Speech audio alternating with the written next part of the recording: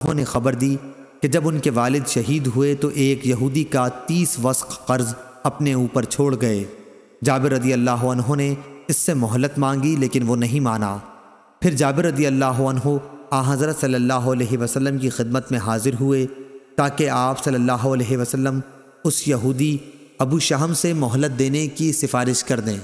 رسول اللہ صلی اللہ علیہ وسلم تشریف لائے اور یہودی سے یہ فرمایا کہ جابر رضی اللہ عنہ کے باغ کے پھل جو بھی ہوں اس قرض کے بدلے میں لے لے جو ان کے والد کے اوپر اس کا ہے۔ اس نے اس سے بھی انکار کیا۔ اب رسول کریم صلی اللہ علیہ وسلم باغ میں داخل ہوئے اور اس میں چلتے رہے۔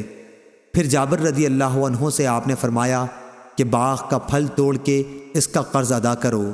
جب رسول اللہ صلی اللہ علیہ وسلم واپس تشریف لائے تو انہوں نے باغ کی کھجوریں توڑیں اور یہودی کا 30 وسق ادا کر دیا۔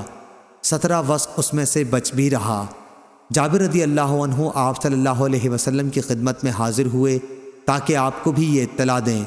آپ اس وقت عصر کی نماز پڑھ رہے تھے۔ جب آپ فارغ ہوئے تو انہوں نے آپ کو اطلاع دی۔ آپ نے فرمایا کہ اس کی خبر ابن خطاب کو بھی کر دو۔ چنانچہ جابر رضی اللہ عنہ حضرت عمر رضی اللہ عنہ کے یہاں گئے۔ حضرت عمر رضی اللہ عنہ نے فرمایا میں تو اسی وقت سمجھ گیا تھا جب رسول اللہ صلی اللہ علیہ وسلم باغ میں چل رہے تھے کہ اس میں ضرور برکت ہوگی۔ صحیح بخاری حدیث نمبر 2396۔